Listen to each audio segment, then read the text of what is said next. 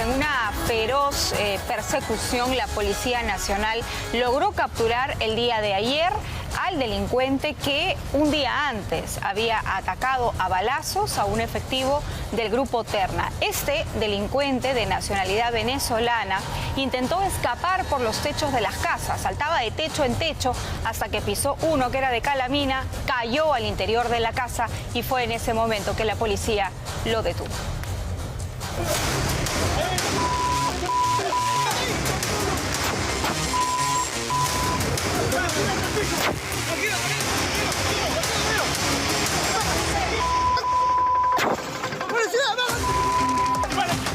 Trató de escapar, pero al ver que la policía ya le pisaba los talones, intentó huir cual gato techero y cayó dentro de una casa.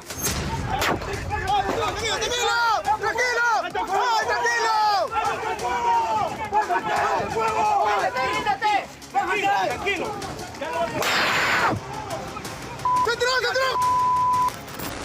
Es la persecución contra uno de los atacantes del suboficial de tercera, Caifranco Villalta, quien resultó herido al ser baleado la mañana del martes en la puerta de su propia casa en el Agustino.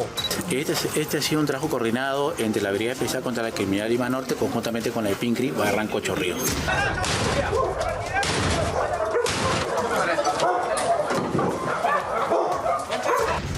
Sucedió en el asentamiento humano Integración en Chorrillos. Hasta ahí llegó la policía para buscarlo dentro de una casa, donde al ver a las autoridades emprendió la huida y no se le ocurrió mejor idea que escaparse por el techo de las otras casas. Pero la suerte se terminaría para este delincuente cuando uno de los techos de calamina se dio y cayó en el cuarto de una pequeña de 1 año que afortunadamente no resultó herida. ¡Abajo! ¡Está caído acá! ¡Adentro! ¡Ahí cierra la recuerda! La pequeña, gracias a Dios, se encuentra bien. No cayó encima de ella, pero estaba a escasos centímetros de caer encima de ella. ¿Qué daño le hubiera causado? El detenido es un ciudadano venezolano identificado como Jason Adrián Flores Piña, de 24 años, que resultó con la pierna lastimada por la caída y quien habría confesado haber atacado a la gente Terna y haber recibido un balazo durante el atraco. En su brazo está un impacto de entrada y salida por arma de fuego. Él mismo refiere que es producto de que el policía se repelió el ataque de este delincuente. Primero indica de que lo vio, que quiso saltarlo, quiso apoderarse de su celular. La segunda versión dice que es una rencilla por un familiar. Y la tercera dice, no, yo pasaba por ahí, somos malandros y quise apoderarme de su cosa. Dentro de su vivienda se encontraron municiones y el casco con el que habría estado el día del asalto, como se ve en esta cámara de seguridad. Aquí lo vemos huir de la escena del crimen luego de haber atentado contra el policía.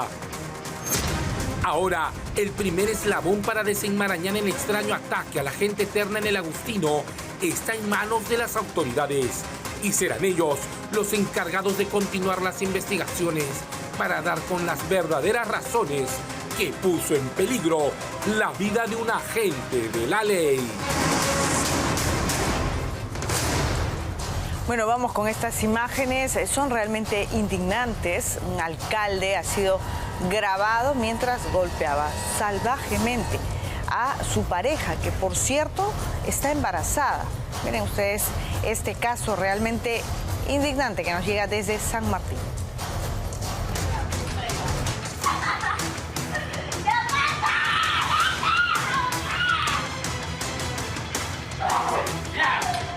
La golpeó brutalmente, sin importarle sus súplicas, ni que lleva un hijo suyo en el vientre. Esta es la verdadera cara de José Lazo Arce, alcalde del distrito de Juan Guerra, en la región San Martín, que fue grabado en su habitación golpeando salvajemente a su pareja, que está embarazada. Yo sí me enamoré mucho de él. Intenté darle un hogar y no entiendo por qué ahora me está pagando de esta forma. Entre lágrimas, la víctima contó los episodios de violencia que ha venido sufriendo con esta persona, que alguna vez dijo amarla.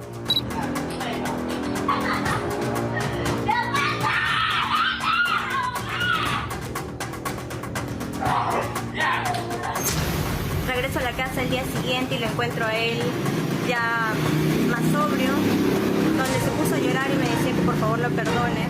Me fue a comprar maquillaje para que me tapara los moretones.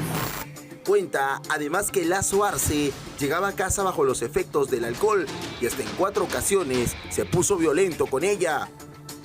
Incluso relató que su entorno conocía de su repudiable conducta y hasta la promovía. Si no, escuchen lo que le sugerían al alcalde sus trabajadores. Su gerenta le decía que algunas personas de la municipalidad le habían dicho de que nosotros habíamos tenido una pelea en una reunión y que las personas le habían dicho que me tire una sopa caliente encima y que me tire un cachetadón.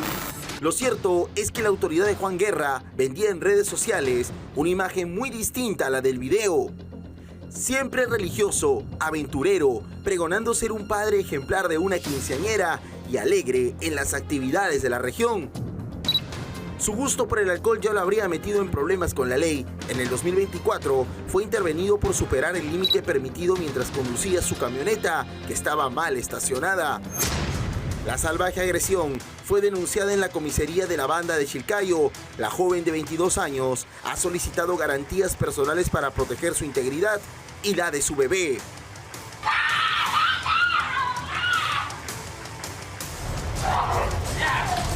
Ni un minuto más debería estar este señor en el cargo como alcalde. Agresor, reincidente, porque ya había sido detenido por la policía en el 2024 por manejar en presunto estado de ebriedad. ¿Qué tipo de autoridades están escogiendo para darle un encargo tan importante como representar, en este caso, a este lugar en el norte del país? Vamos a hablar ahora de lo que le ha ocurrido a este abogado. Vean ustedes las siguientes imágenes. Este abogado fue atacado con un cuchillo en la urbanización Santa Edelmira, en Trujillo. El hombre resultó herido en la pierna izquierda tras una discusión con un sujeto. El agresor fue detenido por la policía dentro de su casa. Durante la detención, el hombre se resistió, alegando inocencia. El caso ya viene siendo investigado como corresponde.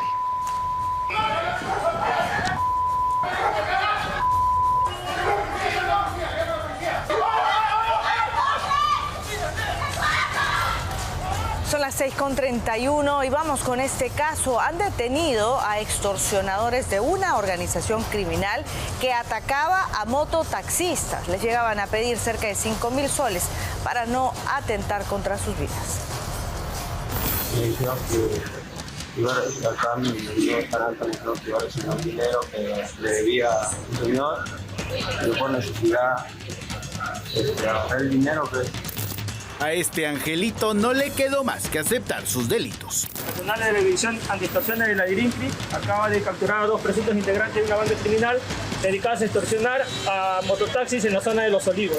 Una organización que tenía entre la espada y la pared a una empresa de mototaxistas a quienes obligaban a pagar una fuerte cantidad de dinero, o las balas irían directo a uno de sus colaboradores.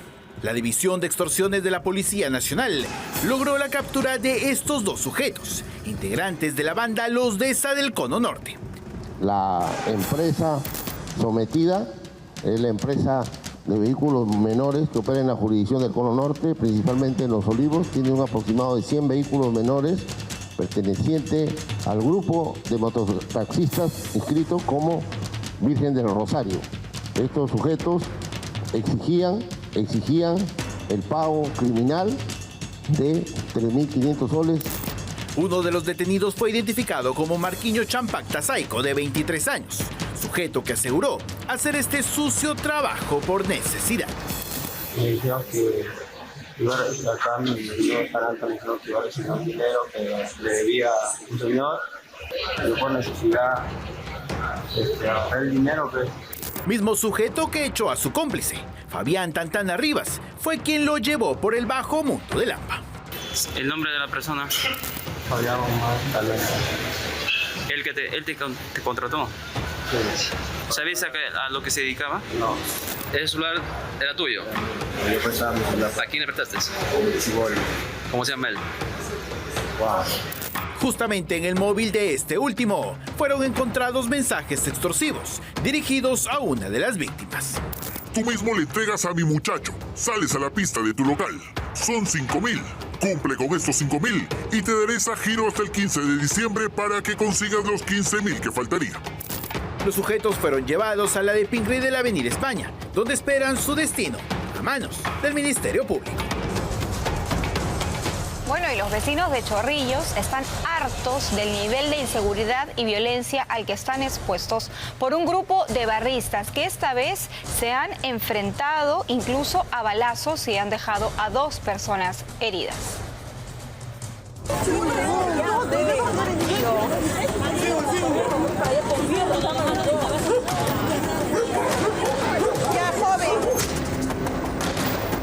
Este hombre yace en el pavimento tras un violento ataque a balazos. Ahí nomás, hijo, ahí nomás. ¡Ambulancia!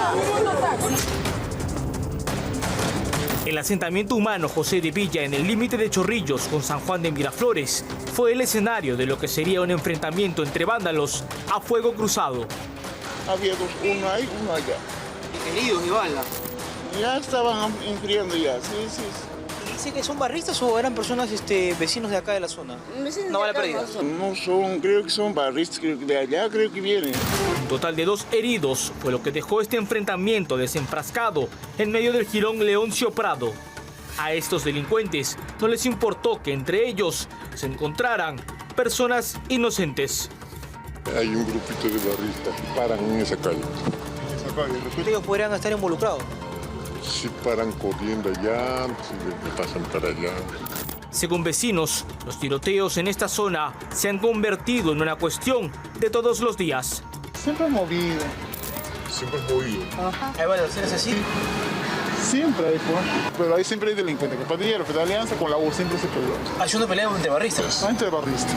Los heridos fueron trasladados hasta un centro médico, mientras que la policía llegó al lugar para dar con los autores de estos disparos.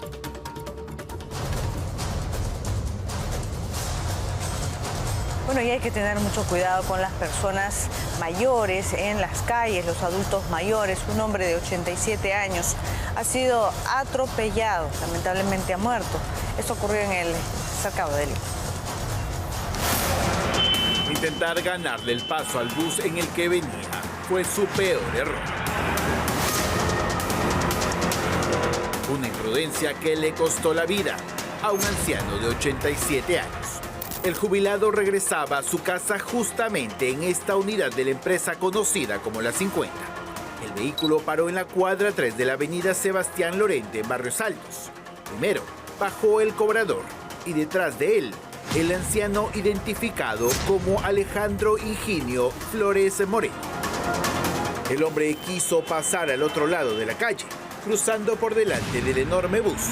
Lamentablemente, por el cambio del semáforo, el vehículo avanzó, haciendo que la víctima corra desesperadamente. Don Alejandro terminó debajo de la unidad, aplastado por las pesadas llantas. Su muerte fue al instante. El viejito ha bajado, es un viejito. Ha caminado hacia adelante, ha querido cruzar y parece que se ha puesto en verde y el carro ha avanzado y ha pasado por delante del carro y el carro no se ha dado cuenta. Dice que el viejito ha retrocedido un poco porque se dio cuenta que ha retrocedido ahí donde lo ha chapado. La unidad estaba llena de pasajeros. El hombre al volante de este vehículo fue increpado por sus usuarios, a quienes obligó a bajar del bus. Ya sin testigos, se fue sin rumbo conocido. Vecinos de la zona descargaron su furia contra otros conductores de la misma línea. Agentes de la Policía Nacional intercedieron para que sigan su ruta.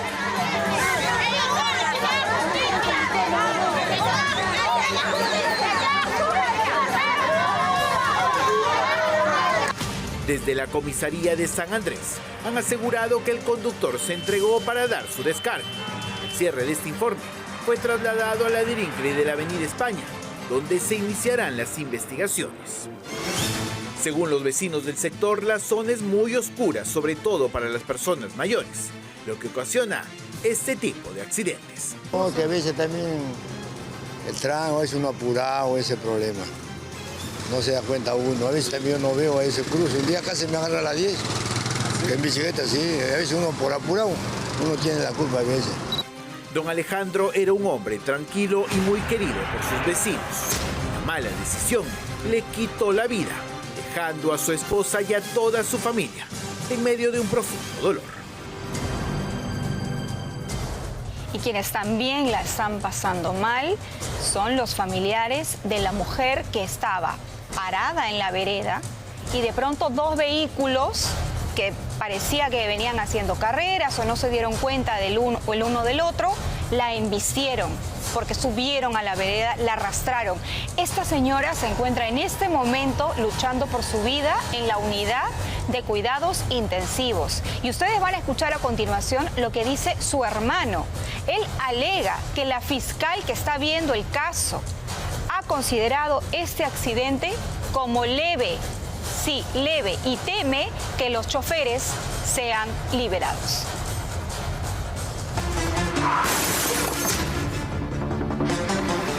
Se debate entre la vida y la muerte. Ella se encuentra en UCI con ventilación mecánica. Ayer tuvo una operación y pues está con ventilación mecánica, ¿no? Que está muy complicado su caso. El hermano de Osmeri Guamán, la mujer que resultó gravemente herida tras ser atropellada por el impacto entre dos vehículos en el cruce de las calles Tahuantinsuyo y Ayarmanco, en San Juan del Lurigancho, exige justicia y pide que el caso no quede impune. El primero, que se excedieron el límite de velocidad. El segundo es que los dos conductores no respetaron el pase peatonal o el peatón antes de llegar a la intersección. Y tercero es que nadie los ocurrió. Eso es lo peor que pudo suceder. Según comenta, desde la comisaría le habrían dicho que al tratarse de un accidente, los sujetos intervenidos no tendrían condenas mayores a 5 años, si es que se les llegara a sancionar. Que uno es de nacionalidad venezolana, que es Ángel Eduardo González Rivas, y el de nacionalidad peruana, que es Edwin Joel Quispe Alburuqueque, ¿no? Desde que sucedió el accidente no se han aparecido por acá nadie, ni abogados, ni familiares, nada, ni a preguntar prácticamente, ni a dar un apoyo emocional, ¿no? Al menos decir cómo está tu hermana, en qué se puede ayudar, algo. La familia comenta que Osmeri Guamán se caracterizaba por ser una persona muy alegre y que disfrutaba bailar. Trabajadora, enfocada en sus proyectos, le encantaba lo que es bailar, ¿no? Siempre su sueño era bailar, formar quizás su academia de baile. Y siempre los fines de semana se iba a presentaciones, sobre todo música cajamarquina. Una imagen que su familia espera volver a ver pronto, sobre todo sus padres. Sí, muy devastados, sí, están muy tristes también.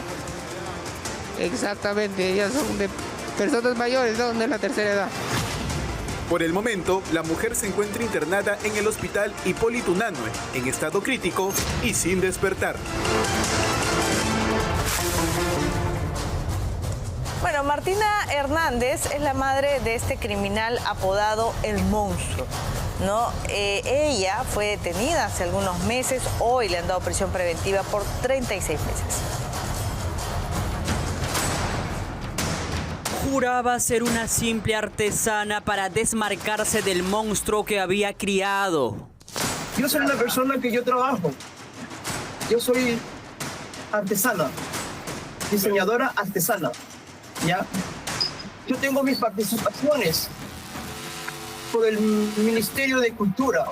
A pesar de esta coartada, el Poder Judicial dictó 36 meses de prisión preventiva contra Martina Hernández, la madre de Eric Moreno, alias El Monstruo. Martina Hernández es señalada por la Fiscalía de haber desempeñado un papel clave en la organización delictiva liderada por su hijo. Habría sido la encargada de reunir y gestionar el dinero proveniente de las extorsiones que el grupo cometía para luego enviarlos al extranjero. Esta decisión judicial llega tras la apelación del tercer despacho de la Fiscalía que revocó el arresto domiciliario que se le había impuesto inicialmente. En junio pasado, la Policía Nacional logró su captura en Ica, en un operativo que incluyó distintos puntos como Los Olivos, Comas y Ventanilla. Esta medida es un mensaje que nadie está por encima de la ley y ahora le corresponde a las autoridades desmantelar estas sangrientas redes criminales. ¿Cuánto necesitamos los peruanos no solamente avanzar en temas de seguridad ciudadana, sino también en acceso a un servicio de salud pública eficiente? Vean ustedes lo que le ha ocurrido a esta familia. Finalmente, eSalud programó una cita para un paciente El problema es que este paciente ha fallecido hace 4 meses. Debí hacer la maleta y entre las cosas que iba guardando. Hace unos meses cantaba con pasión una de sus canciones favoritas. Sin embargo, lamentablemente su voz y alegría se apagaron dentro de un hospital del estado. Lo más indignante es que en el colmo del descaro y la falta de respeto, Salud le programó una cita médica aún después de haber fallecido. La familia Rivera recibió este mensaje como una burla inadmisible, un hecho que indigna a cualquiera. En ese momento me puse a pensar y dije, qué indignación por las familias que hoy en día están esperando, le están dando una cita a mi padre que ya falleció. Entonces, ¿cuántas veces mi papá tuvo que de repente esperar una cita porque la cita estaba cubierta por una persona que ya no está? A pesar de lo sorprendente de este mensaje, para la familia esto solo fue la cereza del pastel de un maltrato por parte de Salud que incluso ni siquiera le detectaron a tiempo la mortal enfermedad. Acá en el seguro, pues una no le daban citas y otra no le encontraban nada. Entonces él decidió acudir particularmente y ahí fue cuando el doctor le diagnosticó fibrosis pulmonar. Ni siquiera cuando Abner Rivera Rodríguez estaba en sus últimos días, el centro médico le brindó la atención que necesitaba en momentos críticos. También se puso mal en mi casa, llamamos a emergencias para que nos mandaran una ambulancia y nos dijeron que no había ambulancias disponibles. Salud difundió un comunicado lamentando este hecho, calificándolo como un simple error de sistema e incluso asegurando que conversaron de inmediato con la familia. Me mintieron porque cuando me pasaron ese comunicado, nadie se había comunicado con nosotros. Se comunicaron 20 minutos después de que ya me lo habían pasado. Esta es una de las miles de historias de peruanos que viven a la deriva por un sistema de salud tan deficiente que en vez de salvar vidas, las perjudica. Bueno, ¿qué está pasando en Salud? ¿No? La vida de miles de asegurados se ve comprometida por la ineficiencia y la ineficacia de personas improvisadas que son puestas en estas áreas importantes de una institución como Salud y que no solo no dan la talla, sino que terminan afectando la vida y la salud de millones de asegurados que han pagado toda su vida para tener un trato digno. Este no es el único caso. Miren estas otras imágenes de una denuncia que nos llega de un trabajador de Salud que se burla de una paciente asegurada que le reclamaba un trato digno. ¿Tenemos las imágenes? Sí, podemos ir con estas imágenes a continuación. No, lo que yo le quiero decir a usted es que uno tiene que tener, mire cómo se burla. Lo que quiero es, señor, de que usted siquiera tenga la amabilidad de salir y hablar a los señores que están tercera edad que están. ¿Y eso por qué me manda el vigilante? Orientación de información. Mira, ese funcionario de Exsalud que con mi plata está sentado. Mírale al funcionario, pedazo de burlón. Un nivel de insensibilidad.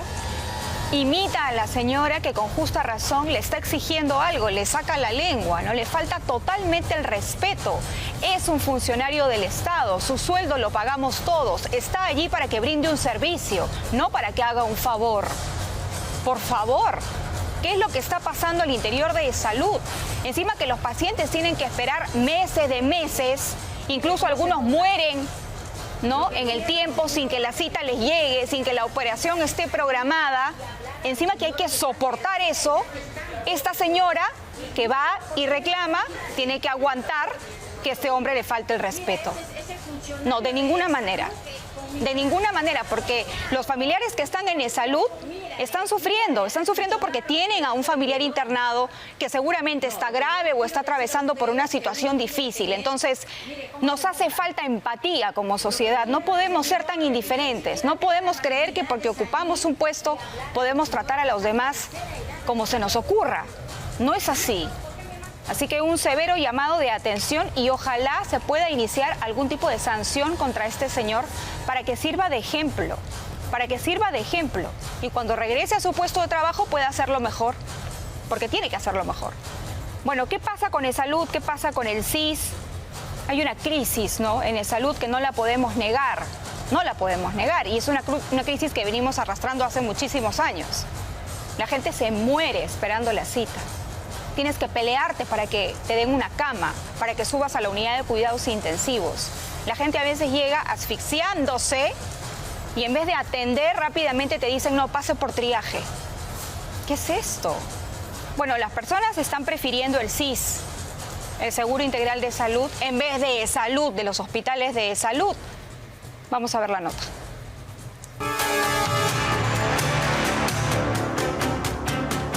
Al CIS. ¿Por qué? Porque el salud mucho demora, demasiado, dan a 3 meses. La grave situación que atraviesa Salud ha generado que miles de usuarios busquen migrar al Seguro Integral de Salud, SIS. Demora mucho que te den las citas. Acá, en cambio, vienes a emergencia, te atienden rápido, pero en salud ya hay muchas quejas, de verdad. Yo tengo CIS, por ejemplo. Yo me quedo con el CIS. Y es que Salud enfrenta serios problemas de gestión y falta de transparencia, generando demoras prolongadas para obtener citas y largas listas de espera en diversas especialidades médicas. Esta situación resulta inaceptable y desgastante en sus asegurados, quienes muchos han solicitado ser retirados de su planilla para incorporarse al CIS. Acá en CIS hasta el momento me están atendiendo muy bien, me están dando un buen trato, no sé, hasta el momento, pero no sé más tampoco, pero gracias a Dios me están atendiendo hasta ahorita bien. Salud es la institución encargada de la atención de más de 12 millones de asegurados en el Perú, pero la realidad muestra que hay falta de medicamentos en casi todos los hospitales del país. También se evidencia en varios nosocomios equipos médicos inoperativos y las colas son interminables. Incluso hay casos muy tristes e indignantes de pacientes que mueren esperando una cita. En el CIS es mejor la atención y nos atienden rápido y el trato, inclusive, ¿no? En cambio en el seguro hasta las citas nos dan para 5 meses, 6 meses ya. No es justo, pues. A mi pareja la han atendido ahorita del CIS. ¿A tu pareja la han atendido? La han atendido y la han atendido bien. Ya ahorita, más antes sí era un caos. Pero ahorita hay más orden. Ya y encima hay seguridad que están cuidando, creo, a los doctores, todo. La población exige que el gobierno tome medidas urgentes para revertir la situación en salud y garantizar la atención médica oportuna a todos los asegurados.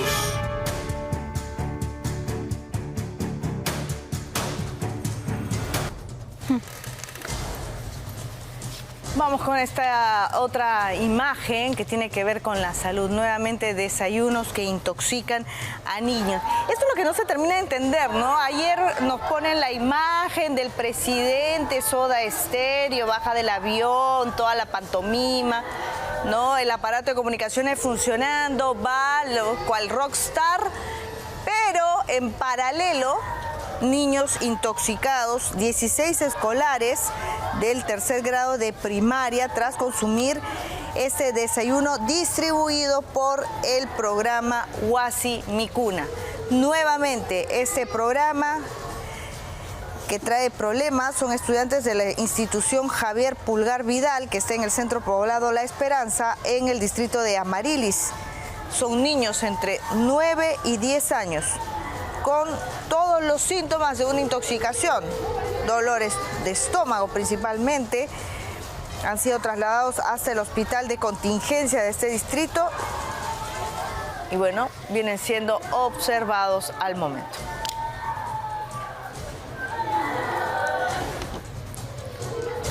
Qué dolor escuchar a estas criaturas retorcerse, gritar porque les duele, les duele. Le están dando comida que no es apta, por eso se ponen así. ¿Cómo se deben sentir los papás que llegan al hospital y les dicen su hijo ha sido trasladado porque se ha intoxicado? ¿Qué pasa con el Estado? Es un Estado fallido, no funciona. Se supone que se había cerrado Jaliwarma por problemas similares. Huasi Micuna está en proceso de extinción y sin embargo todavía ni siquiera tiene el mínimo filtro de calidad que garantice que esa comida que se le está dando a los niños más pobres de este país es la comida que está apta para consumo. Por favor, ¿de qué estamos hablando? Hay una nueva directora de este programa, Huasi Micuna. que por cierto no fue nombrada a raíz de la intoxicación de estas criaturas. Su designación se oficializó horas antes de reportarse esta nueva intoxicación. Se trata de Scarlett Esmeralda Díaz Cáceres. Ella es la nueva directora ejecutiva del Programa Nacional de Alimentación Escolar Comunitaria Huasi y Micuna, pese, como digo, a que este programa se encuentra en proceso de extinción. La funcionaria trabajó en el 2022 como directora general de la Oficina General de Administración del Ministerio de Cultura. Todo bien con el CV hasta donde entiendo, pero es importante que el tiempo que vaya a durar Huasi y Micuna mientras termina de resolverse o de extinguirse, la comida que lleguen a las criaturas no llegue en estas condiciones. Por favor, señora Scarlett Esmeralda Díaz, deje huella y haga que los niños coman lo que tienen que comer.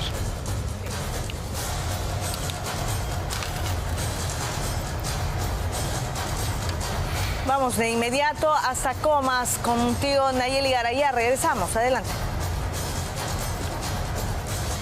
Así es, compañeras, buenos días. Es el momento en donde se trasladó este cabecilla Juan Manuel Sandoval Mamani, quien se le atribuye el delito de robo agravado contra un vehículo que hace unos meses nada más, el 12 de agosto en San Martín de Porres, había robado un vehículo de carga pesada en donde se trasladaban equipos médicos valorizados en 142.000 euros. Él usaba un camión que también vemos en imágenes. Ese camión lo usaba como transbordo hasta el distrito de Puente Piedra. Y es ahí donde se llevaba estos elementos médicos. Pero el cabecilla no solamente se le atribuye este delito, sino que también él usaba una fachada de vendedor de pollos en el mercado. Nosotros nos encontramos con el coronel Juan Carlos Montúpar, jefe de la división de robo, quien estuvo a cargo de este operativo. Coronel, ¿cómo está? Buenos días, bienvenido al Día con Willax. Este sujeto tenía también antecedentes. Más que ello, tenía una carpeta fiscal que el año pasado la teníamos nosotros investigando y por disposición del Ministerio Público la traslada a otra unidad especializada. Pero la vida es así, nos llega una denuncia similar ya este año a partir de la intervención violenta y criminal por parte de esta banda en la cual interceptan a un vehículo que estaba trasladando productos médicos, valorizado, como usted bien lo dijo, en más de 140.000 euros, y en el distrito de San Martín de Porras fue interceptado por 3 vehículos, los cuales aprovisionados de armas de fuego, logran bajar al conductor para trasladarlo a la provincia constitucional del Callao e introducirlo a una de las casas en las cuales hemos estado allanando el día de hoy. Entonces, pues, prácticamente por un espacio aproximadamente de 5 horas, tiempo que demoraba el desplazamiento de este mismo camión, pero ya no a Callao, sino a Puente Piedra, para esperar la venta o la presencia del receptador, que es una figura importantísima de estas actividades criminales. El receptador, el que compra todo producto proveniente de lo ilícito, en este caso de las actividades delictivas, que es el robo. O sea, al momento de poder observar toda la trazabilidad, el desplazamiento de estos vehículos y poder obtener, en base a la incorporación de los órganos de inteligencia que nos daba el Ministerio Público, hemos podido, y los trabajos de campo de la Policía Nacional, en este caso la División de Robos, hemos podido ver pues específicamente todo ese desplazamiento delictivo, donde el camión ya en su interior con sujetos criminales lo trasladaban al distrito de Puente Piedra, siendo apoyado con otro vehículo en la parte posterior como escoltándolo, pero no lo escoltaba, sino trasladaba el bloqueador de GPS para que no sea fácilmente ubicable ese vehículo. Sí, compañeras, las escucho. Sí, bueno, en principio, ¿qué funcionaba en este local? Porque si querían pasar desapercibidos, la verdad, para empezar por el color de la fachada, como que no iban a hacerlo, ¿no? Pero es una edificación bastante grande. Sí, él vivía en este lugar, estaría viviendo con su familia, entendemos. ¿Ellos sabían el movimiento, sabían el delito que él cometía, coronel? Bueno, lo que él da a conocer en sus primeras declaraciones espontáneas da que él lo ha alquilado. Entonces, si él lo ha alquilado, tendríamos que conocer a quién lo alquiló para poder, a partir de ese momento, notificar a esa persona y dar pues con el verdadero conductor y, más que ello, el que orientaría a estas personas que compran este producto, a las personas que trasladarían a estos estibadores, que quiere decir a esa gente que le paga una cierta cantidad para que haga el trabajo ya de trasladar el producto al camión. Entonces tendría que responder a todo ello, porque por lo que vamos conociendo, él es el que daba las directrices, las órdenes en la ubicación primero, a dónde tendría que ingresar este camión. Coronel, ¿tenemos alguna pregunta en estudio? Sí, coronel, básicamente entonces la investigación va dando un giro. El que ha sido detenido asegura que alquilaba, es decir, hay otra persona que estaría implicada. Y lo segundo, esta propiedad nuevamente era de uso habitacional, es bien grande, ¿no? Por lo que se viene conociendo, sí, en las labores de campo, los trabajos de campo, hemos visto que alquilaba. En otras oportunidades nos daban a conocer que vivían ciudadanos extranjeros, pero la medida limitativa era solamente para la detención de este propietario de este vehículo, que como consecuencia de la detención nos va a orientar pues quién fue, pues como usted dice, a quién alquiló el vehículo. Si fuera así, ojo, si fuera así, ¿a quién alquiló el vehículo? Pero ojo, hay que tener en cuenta que una denuncia similar este señor habría tenido el año pasado, ojo. Pero de igual manera que las cuentas... Cabecilla ya ha sido trasladado a Nayeli, hablamos de material médico. ¿Qué tipo de material médico es el que comercializaban?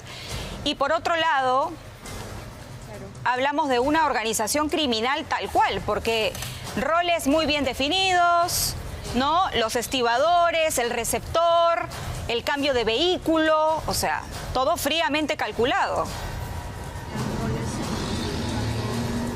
Claro, definitivamente los tres vehículos que lo intersectan violentamente, donde desbordan dos de ellos sujetos aprovisionados de armas de fuego. Los vehículos que participan, uno de ellos ha sido y ha incautado. Dos de ellos todavía estamos en ese proceso de poder conocer su identidad. Conocemos ya en el desplazamiento, en el lugar donde este camión recibe una disposición o una señal de otro vehículo ¿qué material para que médico ingrese es? a una playa de estacionamiento, a una cochera. Claro. ¿Qué material médico son es? Productos desconozco prácticamente, pero la marca sí, de Richter. Bien. Es una marca alemana, que son diferentes tipos de Muy bien. tensiómetros, de repente coronel. estetoscopios, probablemente sean esos productos, pero como les repito, la cantidad que se valoriza de todo este producto robado asume más de 140.000 euros. Bien. Muchísimas gracias. Como mencionaba el coronel, compañera, es una cantidad bastante elevada y es en este lugar en donde finalmente fue detenido el cabecilla de esta banda. Gracias también. Regresamos en cualquier instante. Tenemos que hablar ahora sobre Dina Boluarte. Ha reaparecido, ¿no? La expresidenta. Pero ahora vienen las investigaciones en curso, sobre todo de la época en la que ella fue cajera de Vladimir Cerrón. Vía Zoom, juró y rejuró que no se piensa ir del país y que no se le debía dictar un impedimento de salida. Sin embargo, el peso de los testimonios de los colaboradores eficaces a los que tuvo acceso contracorriente la hunden. Colaborador eficaz con clave número 04-2021. Los aportes voluntarios de los trabajadores CAS eran en la suma de 100 soles para los trabajadores y los funcionarios debían de dar un monto mucho mayor, aportes que en realidad eran obligatorios condicionados a la renovación de sus contratos. Algunos de ellos 10.000 soles, que provenían de coimas que pagaban usuarios para obtención de sus licencias, por contrataciones de servicios, obras de mantenimiento de vías, entre otros. Incluso estos funcionarios en algunos casos depositaban por intermedio de terceras personas para que no figuren sus verdaderos nombres. Es un testimonio que no resiste lógica. Abrió una cuenta a su nombre y no preguntó de dónde venían los depósitos. Este es el expediente Dina Boluarte por el delito de lavado de activos y según este documento fiscal, los aportes llegaban y llegaban, curiosamente en su mayoría, de una región específica, Junín. Cada voucher que hoy presentamos en exclusiva tienen una historia. En toda esta historia hay un hombre clave, Braulio Grajeda Bellido, el socio de Dina Boluarte, en esta cuenta mancomunada, quien hoy, al igual que ella, niegan el origen del dinero sucio. A estas alturas y de cara a los reportes financieros y las investigaciones fiscales, la versión de que yo di mi nombre para recibir dinero sin saber de quién ya no aguanta una elemental lógica. Y Vladimir Cerrón, el líder del partido Perú Libre, sigue prófugo de la justicia, ¿no? Pero pese a ello, él acaba de dar una entrevista radial bastante amplia. Se ha despachado a sus anchas y uno se pregunta cómo es posible. Claro, hay un vacío en la ley electoral que le permite hacer esto sin obtener mayor sanción, más allá de que sigue en la clandestinidad. Bueno, él ha dicho que quieren tener una revancha en las siguientes elecciones. Prometieron el oro y el moro, pero una vez en el poder se sacaron los ojos. Hoy, aunque no lo crea, piden revancha. Por una nueva constitución y justicia social. Pasado 28 de agosto de 2021, Boluarte, aún sin cirugías, hacía un pedido a los peruanos. Despierta, no te dejes engañar, no regales tu voto por una cara bonita. Es desde el Estado donde se maquillan leyes para desajenar lo que por derecho e historia nos pertenece a todos los peruanos. Por ello, es urgente una nueva constitución. Mientras tanto, los otros ilusos creían en una unidad programática e ideológica que en la práctica nunca existió. Por el discurso comunista, la plancha no era tan improvisada como decía Vladimir Cerrón en su última entrevista. La plancha de Perú Libre definitivamente es una plancha o una fórmula del pueblo y el pueblo tiene que entenderlo así, contraponiendo su proclama contra los intereses, en este caso de las transnacionales. Donde lamentablemente mi persona fue excluida por una sentencia arbitraria, ilegal e inconstitucional. Pedro Castillo incluso gozaba de libertad para prometer cambios profundos a punta de reformas. Nuestra economía nacional tenemos que revertirla y dirigirla a los estudiantes, a las familias, a la juventud. Esta presentación con interrupciones demuestra que Vladimir Cerrón ya anticipaba una vida clandestina y desconectada. Vamos a esperar unos segundos, por favor, atentos a que pueda volver a conectarse el doctor Vladimir Cerrón. Aunque en su última aparición Cerrón solo condenó a Betsy Chávez y Aníbal Torres, en foros de TikTok acusa a Pedro Castillo de ser responsable del golpe de Estado y de las muertes en las protestas. Que son responsables el señor Castillo, la señora Betsy Chávez y el señor Aníbal Torres. Son responsables también de la muerte de esos 70 hijos del pueblo. Y que el pueblo no se confunda. Casi 5 años han pasado desde esta presentación de plancha, cuando algunos de estos rostros no estaban retocados, mientras otros lucían un fondo de pantalla que no era precisamente el Congreso, Barbadillo o la descolorida clandestinidad. Rostros que no podían esconder la traición y los egoísmos que se notan claramente en la mirada y la postura de quienes fueron pinkies y hoy se odian. Bueno, y pese a eso, no, Vladimir Cerrón quiere, dice él, ir por la revancha. No, ya no le es suficiente, pues, no es suficiente habernos puesto a Pedro Castillo y a Dina Boluarte. Como parece no ser suficiente lo que gastan en algunos ministerios. El caso que van a ver a continuación es realmente llamativo por el incremento en la planilla, justo cuando el presidente Geri anuncia, inclusive con decreto incluido, un plan de austeridad.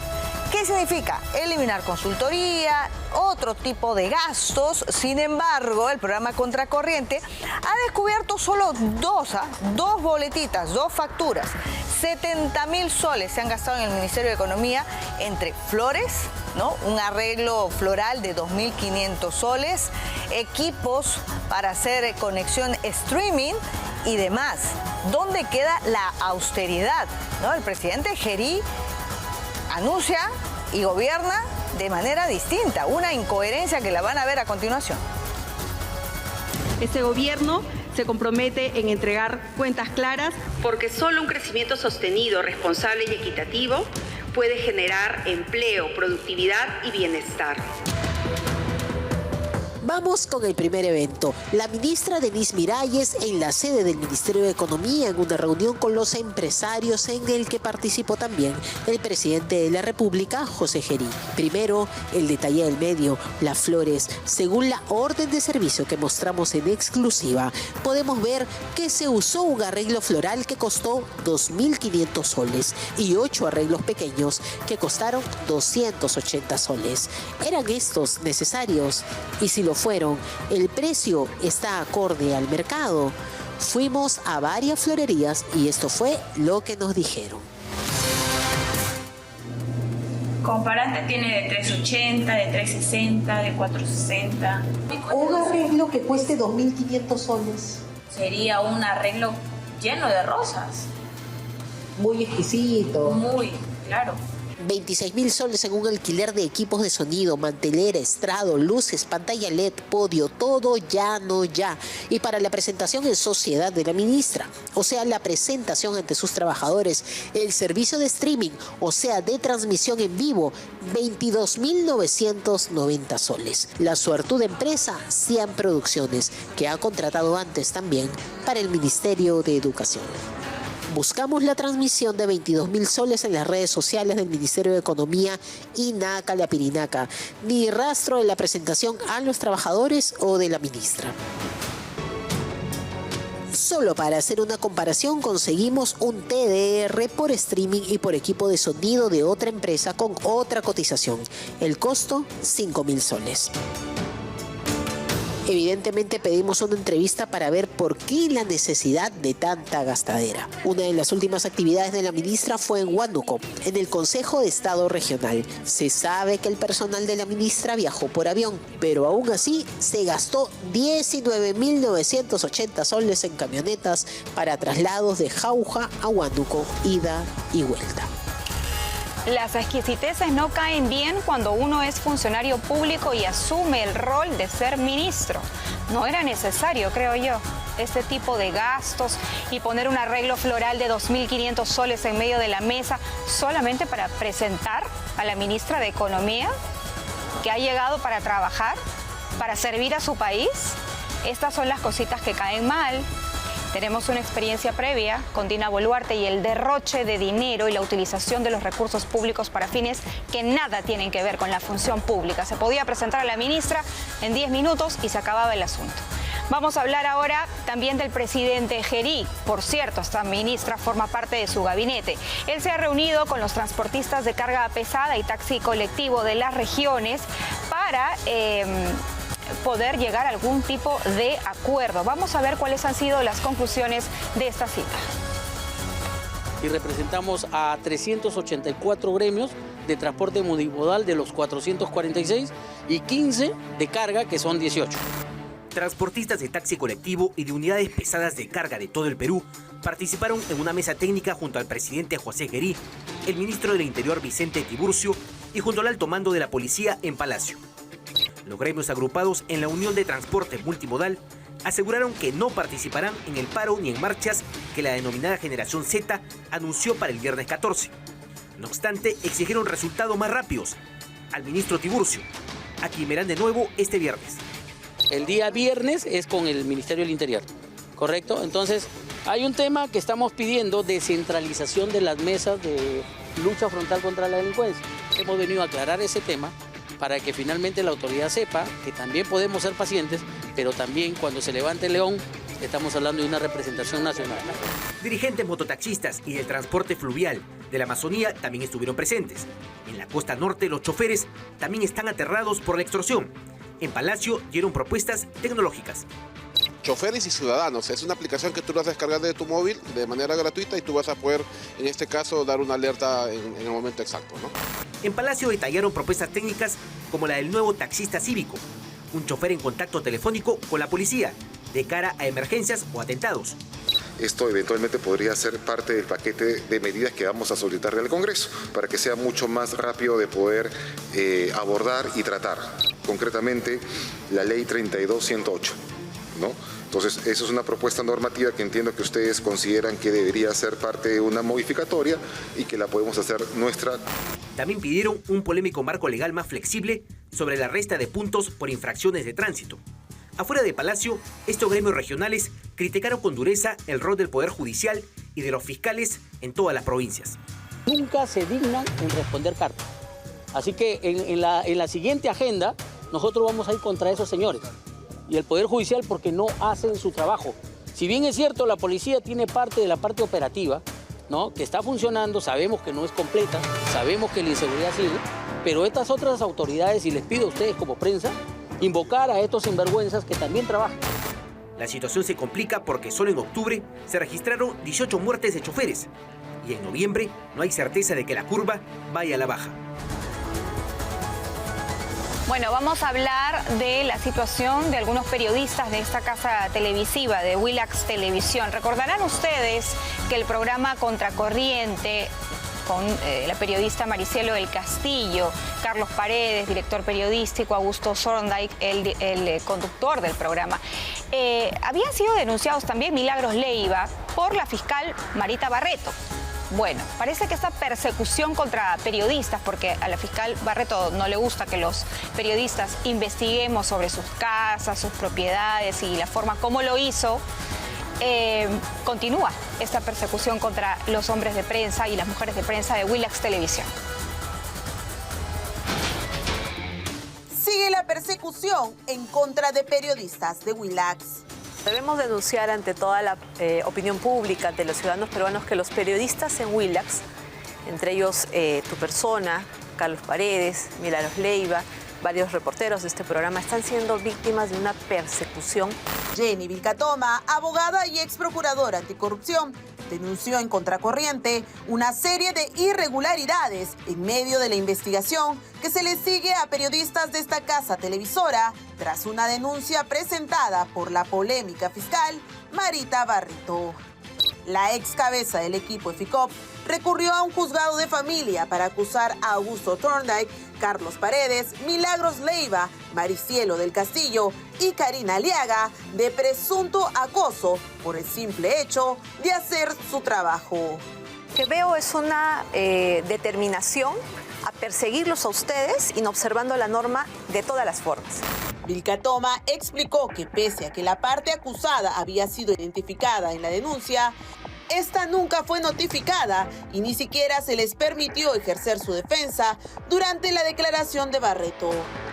Pero pese a que estaba debidamente identificado Willax, este fiscal no aperturó la investigación identificándolos a ustedes con nombre propio para ser notificados desde ese momento, y se empezó una investigación clandestina donde a Marita Barreto le tomaron 5 declaraciones, lo que muy convenientemente se vuelve a repetir ahora, sin presencia de los abogados que podían representarlos.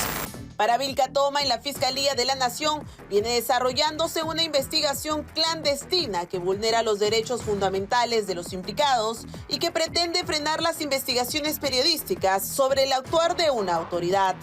Señala, además, que no se cumplieron con las diligencias legales dentro del plazo establecido.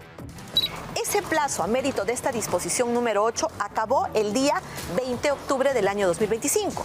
En esa fecha la investigación se tenía que cerrar y se tenían que pronunciar, y al no haber hecho ningún acto de investigación, lógicamente tenían que archivarlo. Pero como la norma la usan únicamente a su favor, esta fiscal declara indebidamente la complejidad del caso para tener un plazo mayor.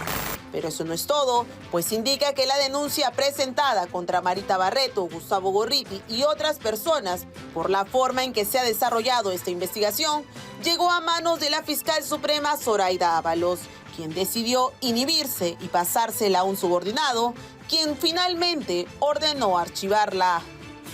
Es decir, o sea, Gorriti es intocable. Marita es intocable. A ellos no se les puede tocar, pero a todas las personas que ellos denuncian o las informaciones que filtran, esas sí se tramitan inmediatamente. Una serie de irregularidades que revelarían cuál es el verdadero propósito de denunciar a periodistas que hacen su trabajo. Bueno, esto es inaceptable, ¿no? Y ¿saben ustedes qué es lo que ha motivado esta reacción desproporcionada de Marita Barreto, que ha tenido eco, lamentablemente, en algunos servidores del sistema de justicia, fiscales o jueces que están aceptando estas denuncias disparatadas? Lo que ha ocasionado todo esto es el reportaje que evidenció que la señora tiene una casa de $500,000 al sur de Lima. Y nos preguntamos cómo lo hizo, con el sueldo que gana. Se metió Maricielo del Castillo a su casa, evidenció el lujo, la ostentosidad, y esto a Marita Barreto la descolocó a tal punto de que denunció a los periodistas de Willax Televisión, Augusto Thorndike, Milagros Leiva, Karina Aliaga, que es productora periodística de este programa, Maricielo del Castillo, Carlos Paredes, primero por organización criminal. ¿Pueden creer ustedes eso? A periodistas que los denuncia por organización criminal por revelar una casa que tiene la señora.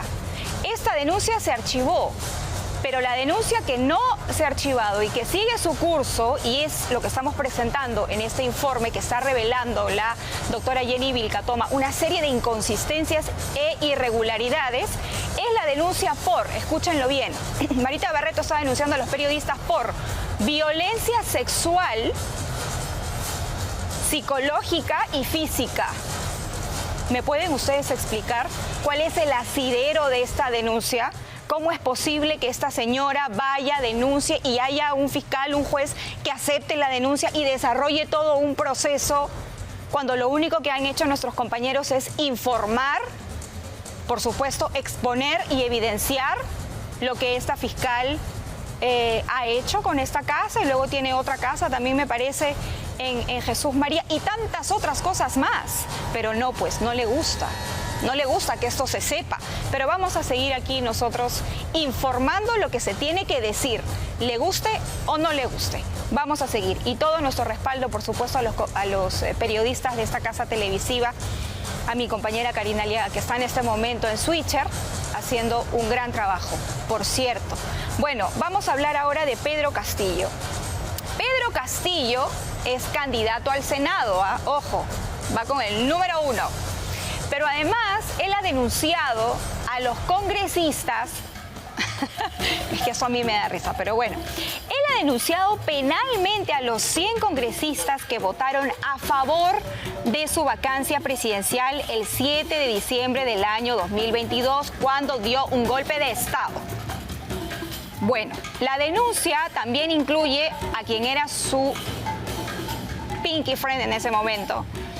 Bueno, un poquito antes, ¿no? Dina Boluarte, quien asumió la presidencia por sucesión constitucional. La acción legal fue interpuesta ante el Ministerio Público e incluye los presuntos delitos de abuso de autoridad, nombramiento y aceptación ilegal del cargo.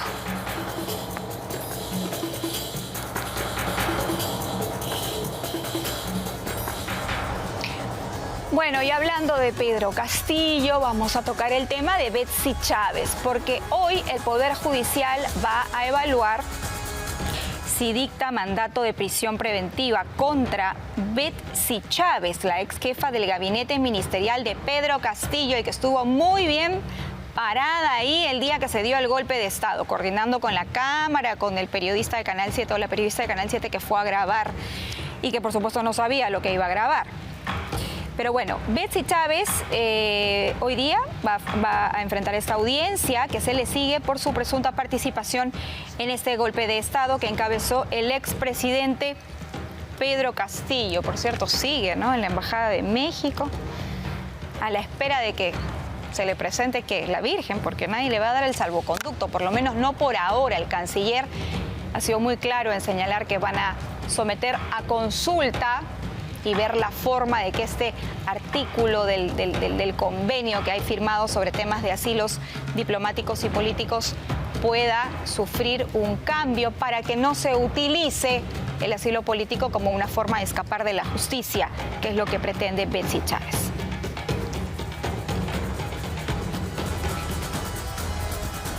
Bueno, y precisamente el juicio contra Pedro Castillo se va acercando a la recta final, ¿no? Bueno, vamos a ver, la Procuraduría está solicitando que se pague una reparación de casi 64,5 millones de soles. El juicio contra Pedro Castillo por el golpe de Estado en esta audiencia que se va a llevar a cabo también. La Procuraduría General del Estado solicita que él, la asilada Betsy Chávez, su ex premier Aníbal Torres y los otros 4 acusados en este proceso por el delito de rebelión paguen esta reparación civil de casi 64,5 millones de soles por el daño ocasionado al Estado peruano y a su orden constitucional.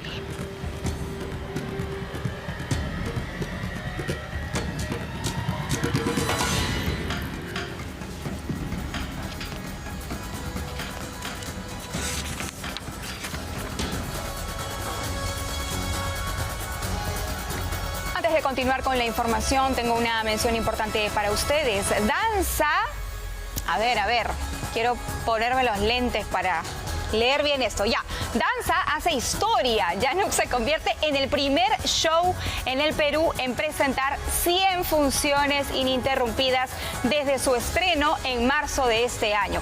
No se pierda entonces la función especial este 15 de noviembre y sea parte de esta experiencia que rinde un homenaje a nuestra cultura y gastronomía. Compre sus entradas a través de Join Us. Danza, danzas y sabores del Perú. Es un espectáculo maravilloso. Así que disfrútelo en familia, vaya, la va a pasar muy bien, se va a sentir orgullosísimo de ser peruano y va a comer delicioso, por cierto. Bueno, vamos a hablar ahora de Renzo Reyardo, porque en el marco de la inauguración del Hospital de la Solidaridad, el alcalde de Lima, Renzo Reyardo, ha polemizado con el Ejecutivo sobre los tiempos del nuevo reglamento para que los efectivos de Serenazgo usen pistolas eléctricas con una cámara, por cierto, en el uniforme. Y si mañana tenemos un nuevo reglamento en donde ya podamos utilizarlas, yo calculo que en un mes, a más tardar, tenemos las pistolas eléctricas para poder utilizarlas. El alcalde de Lima, Renzo Reyardo, envió un mensaje con firmeza por una aparente lentitud de cara a hacer realidad el uso de las pistolas eléctricas por parte de los serenos de todo el Perú. Surgió el reglamento de la Ley 31297, aprobada en el Congreso hace 8 meses, pero que todavía no se plasma en la realidad. Un saludo a la bandera, lo que se ha aprobado el día de ayer, que es un reglamento para utilizar pistolas eléctricas, porque lo que dice el reglamento es que dentro de 60 y 90 días recién las vamos a poder utilizar. Me parece a mí una burla, sinceramente. Y yo espero y invoco al presidente Gerí, lo hice a través de un tuit el día de ayer, hoy día en la mañana, que se corrija, porque no podemos esperar más tiempo en una emergencia para poder utilizar las pistolas eléctricas dentro de 90 días. Para Reyardo, 90 días es un plazo excesivo considerando que fatalmente cada semana asesinan a transportistas y se producen robos muy violentos. La Municipalidad de Lima asegura tener los serenos preparados para usar el electrochoque, en casos de extrema necesidad y siempre con raciocinio. Voy a hablar de la Municipalidad Metropolitana de Lima, está absolutamente preparada para la utilización de estas armas no letales y para la utilización también de las body cams, que es el mejor marco que tiene un sereno para utilizar un arma no letal porque se va a registrar todo su accionar.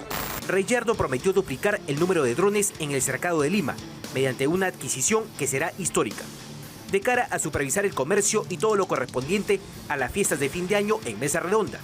Zona comercial que contará con 19 cámaras inteligentes. Estamos también trabajando un plan de Navidad segura, con tecnología, con apoyo de drones. Estamos adquiriendo un número importante de drones en los próximos días, producto de la emergencia que nos ha permitido exonerar procesos. Estos anuncios se llevaron a cabo durante la inauguración del nuevo Hospital de la Solidaridad en El Agustino, en la avenida Ribagüero. Ya suman 56. Son 56 con este hospital.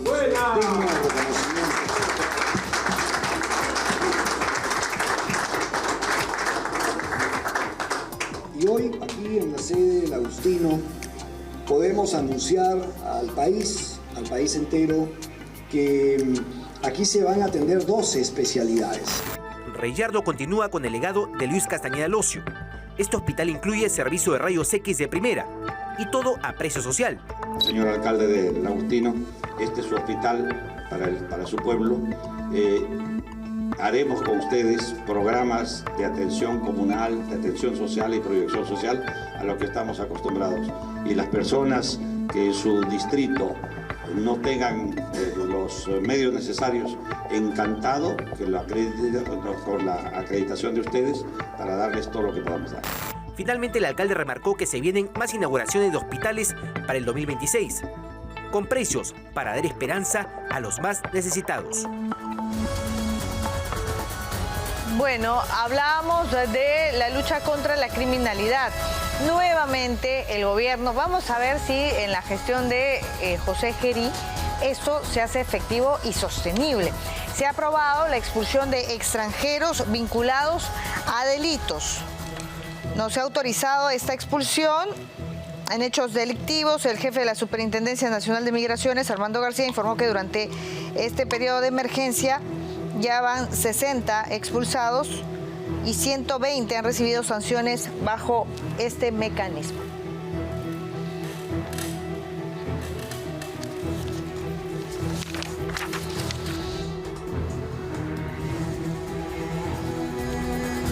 Estamos en este momento en un estado de emergencia, pero el Ejecutivo está evaluando ampliar este estado de emergencia incluso a otras zonas. El presidente José Gerí ha asegurado que el Ejecutivo está analizando esta posibilidad. Además, se contempla incluir a Lima provincias en esta medida debido a que se ha recibido la preocupación de la gobernadora por el incremento de acciones criminales en diversas provincias de la región de Lima. Gerí también aclaró que en un plazo de 3 meses recorrerá todas las regiones del país y que en cada una de ellas se va a establecer un acuerdo con el Poder Ejecutivo.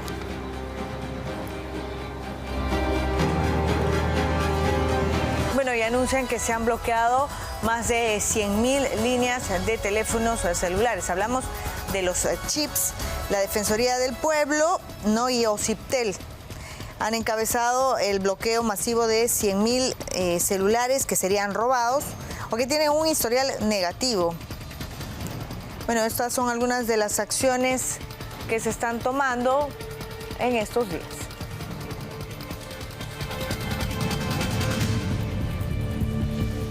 Mucho cuidado con lo que están anunciando los trabajadores del Instituto Nacional Penitenciario, del INPE, porque dicen que se van a ir a una huelga indefinida, tal como lo están anunciando en sus redes sociales desde hoy día, jueves 13 de noviembre, y que esta huelga se va a dar a nivel general en los 69 penales que existen en nuestro país en este momento. La protesta, digamos, no tiene un plazo definido, no solo se sabe que empieza hoy y dependerá de la disposición del Estado y de los actores involucrados para atender los reclamos de los trabajadores del INPE.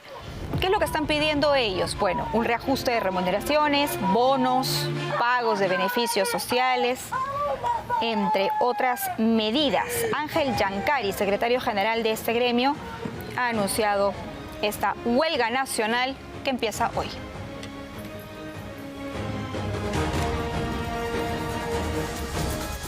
Bueno, son las 7:33. El juicio contra Martín Vizcarra entra a su etapa final. El día de hoy se tiene previsto que la Procuraduría ad hoc exponga sus alegatos finales. Con esto va quedando todo listo para la lectura de sentencia. Ya se habla inclusive de un pago de reparación civil que ascendería a 4 millones de soles. Vamos a ver cuántos casos en la práctica se cumplen, ¿no? ¿Cuántos sentenciados en verdad, sobre todo en los casos más notorios y mediáticos que involucran a expresidentes o funcionarios públicos, en verdad cuántos están pagando reparación civil o esto solamente queda en letra muerta? Lo cierto es que ya se calcula que a fines de este mes se estaría dictando sentencia contra Martín Vizcarra.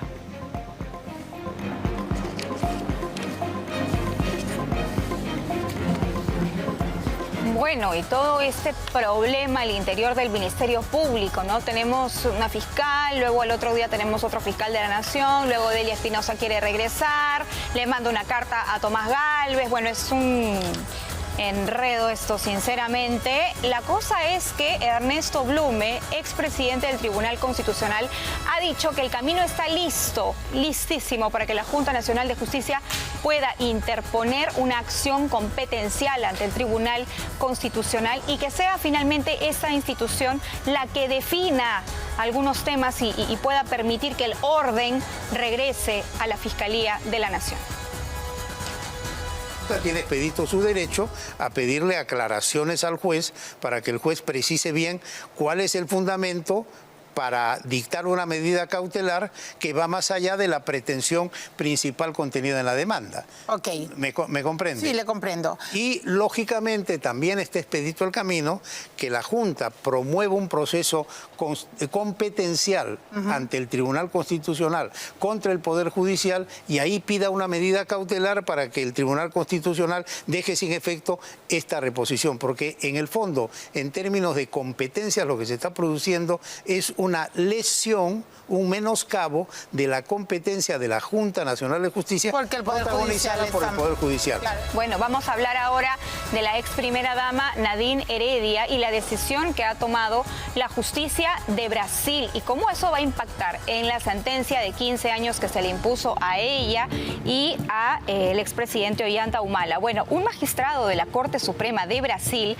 anuló las pruebas obtenidas contra Nadine Heredia en las investigaciones a la constructora brasileña Odebrecht, que forman parte del caso por el que la primera dama fue sentenciada a 15 años de cárcel en el Perú y que no cumple, ¿no? Ella no está cumpliendo esta sentencia porque recibió asilo en Brasil, precisamente. Lo recibió en abril de este año. La resolución fue emitida por el juez José Antonio Díaz Toffoli y, según el magistrado, no es posible asegurar la autenticidad ni la cadena de custodia de los sistemas informáticos Drowsys y MyWebDay, utilizados por Odebrecht para registrar, camuflar estos pagos de sobornos a Perú y a los distintos países y funcionarios donde tenía obras en desarrollo. Bueno, vamos a hablar de este tema que me parece importantísimo. Nos va a explicar un poco cuáles son las consecuencias de esta decisión que ha tomado la Corte Suprema de Brasil. Ya se encuentra en nuestros estudios la doctora Rosa Bartra, expresidenta de la Comisión Lavallato del Congreso de la República. Doctora, ¿cómo está? Buenos días. Muchísimas gracias por la oportunidad. Sí, definitivamente se trata de... a ver, yo creo que debemos ir por partes también para evitar... magnificar la noticia, porque de pronto se escucha como si fuese una resolución nueva que anula pruebas y que por lo tanto puede impactar en el proceso que se lleva en el Perú. Y esto hay que verlo por partes. Se trata de un recurso de reclamación constitucional, ese es el nombre que tiene este recurso que han interpuesto la defensa de Ollanta Humala, que es la misma de Nadine Heredia, en Brasil. Y esto viene del 2022. Ya en el 2022 Ollanta Humala gana este recurso de reclamación, le conceden su reclamación para poder anular las pruebas que se habían obtenido a través de los servidores MyWebDay y Drowsys. ¿Por qué? Porque como no habían sido obtenidos directamente sino a través de, es más, estaban en papel, ni siquiera en fuente digital, fuente originaria, entonces se había vulnerado la cadena de custodia que necesariamente deben tener todas las pruebas que llegan a un juicio oral. Ocurrió el 2022 y no tuvo impacto realmente en la sentencia que recibieron tanto Ollanta Humala como los demás coimputados en abril de este año. Entonces, ¿qué ha pasado ahora? Que los efectos que se obtuvieron con respecto a Ollanta Humala se han extendido a Nadine Heredia. Entonces, si no tuvo impacto en la sentencia para Ollanta Humala, tampoco van a tener efecto para Nadine Heredia con respecto al proceso penal por una razón bastante sencilla, que estos son efectos que surten eficacia para el Brasil, no para el Perú. Entonces podríamos... Ahí me gustaría detenerme. Sí. Entonces, no se va a caer el juicio, la sentencia a Nadine Heredia que se le ha impuesto aquí en el Perú no queda sin efecto, ¿todo sigue tal cual? Así es, todo sigue tal cual. Es más, ya también desde el 2023... Odebrecht no está colaborando. Recordemos que incluso el fiscal José Domingo Pérez pidió una prisión preventiva contra Jorge Barata porque había dejado de colaborar. En fin, sabemos que esa colaboración eficaz no surtió los efectos que la sociedad peruana habría deseado, que quienes hemos estado detrás de estas investigaciones hubiésemos querido que ocurran. Ya no hay, eso ya desapareció hace mucho.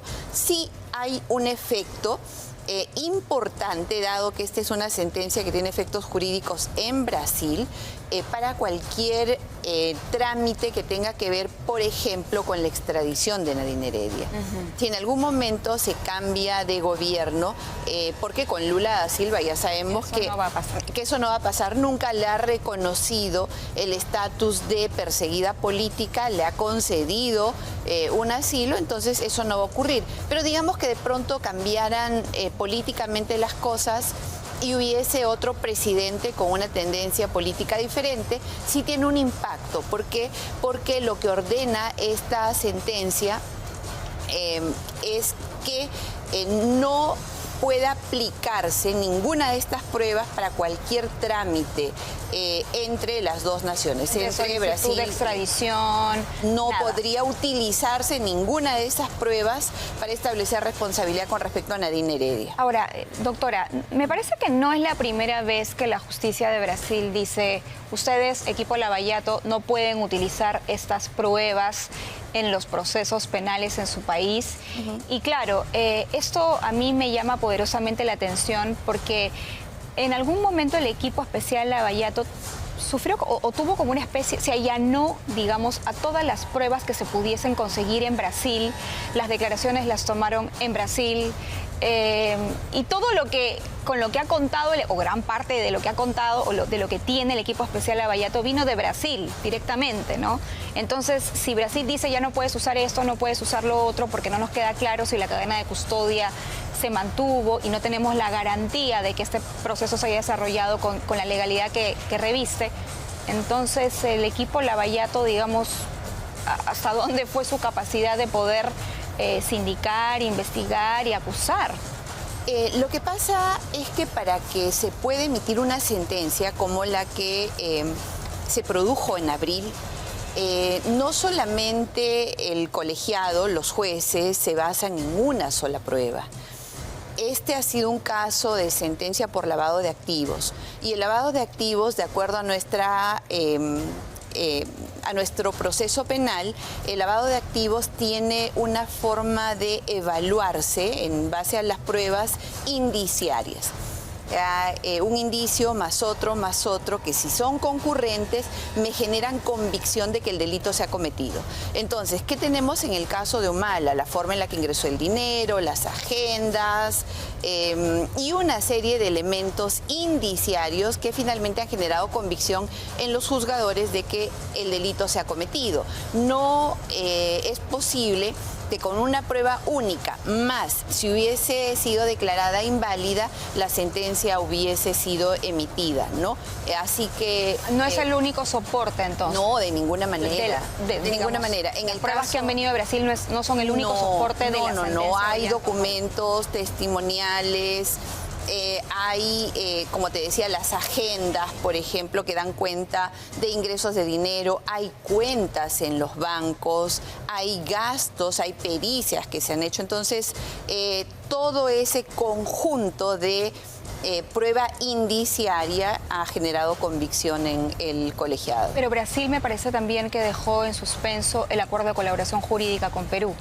Y eso pasó recientemente. Definitivamente, por supuesto incumplimiento por parte de la justicia peruana, que empezó a investigar a los funcionarios, a Barata, a Odebrecht, en otros procesos, por ejemplo en el gasoducto sur peruano, por ejemplo el caso de Olmos, que no habían sido proyectos que se incluyeron en el acuerdo de colaboración eficaz. Dijeron, oye, tú no me puedes juzgar por información que te he dado en base a mi colaboración eficaz, porque tu Procuraduría, porque tu Fiscalía, porque tu gobierno peruano te has comprometido a dejarme libre de absolutamente todo. Entonces, si te has comprometido a dejarme libre de polvo y paja, no puedes iniciar una investigación por absolutamente nada. Y entonces...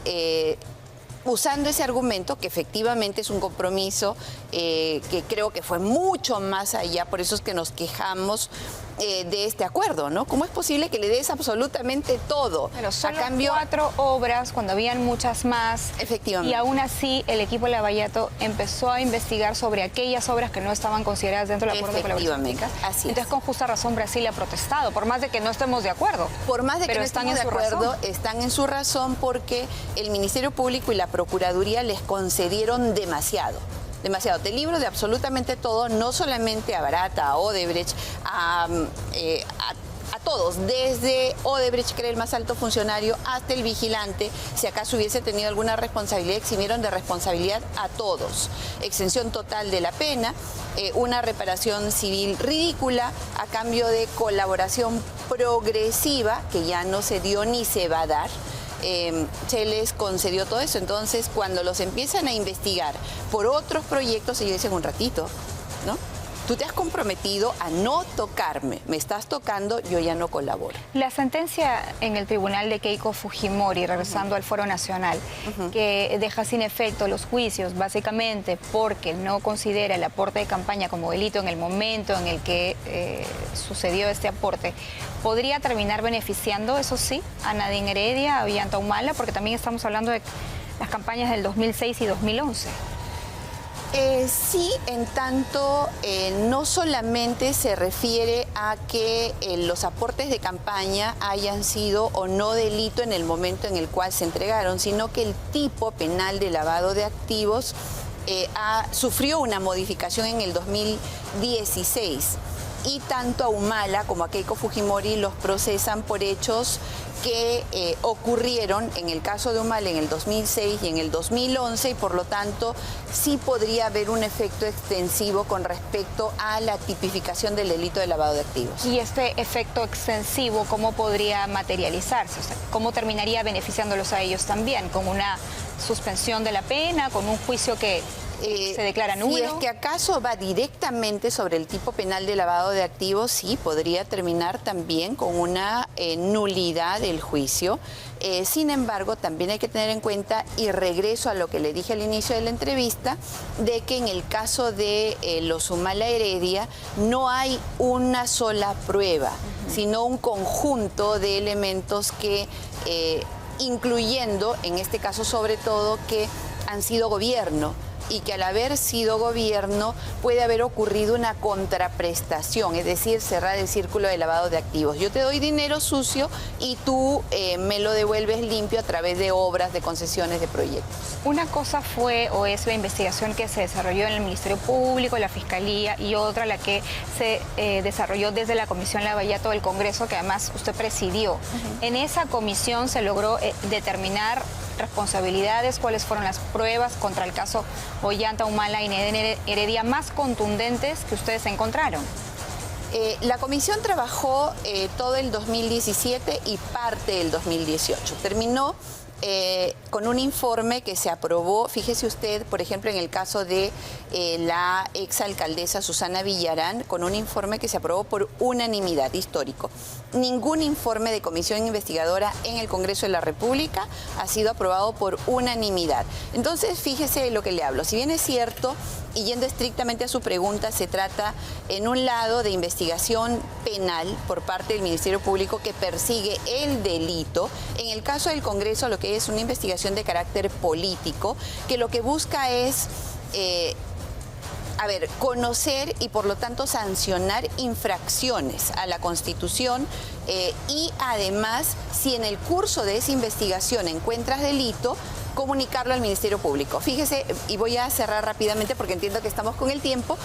En el 2018 la comisión, estamos hablando de hace 6 años, la comisión encontró responsabilidad en Ollantumala, en Nadine Heredia, en Susana Villarán y en otros 180 altos funcionarios, sin ninguna colaboración eficaz, sin ningún testimonio de los brasileños. Así que si el Ministerio Público usa las pruebas que hay ahí, que todos son documentos, información oficial, tiene información más que suficiente para poder no solamente procesar, sino sentenciar a los funcionarios que cometieron actos de corrupción. ¿Podría utilizar esas pruebas el Ministerio? Los está utilizando. De hecho, para lo de Toledo los ha usado, para la línea 1 del metro los ha usado y los está usando para todos los demás. Por eso es que hay la confianza de que aún sin la colaboración se pueden lograr sentencias. Muchísimas gracias a la doctora Rosa Bartra, expresidenta de la Comisión Lavallato del Congreso de la República. A usted, por estar con nosotros esta mañana. Bueno, tengo que hacer una pausa, pero antes una mención importante. ¿Necesitas potenciar tu negocio con Caja Primera?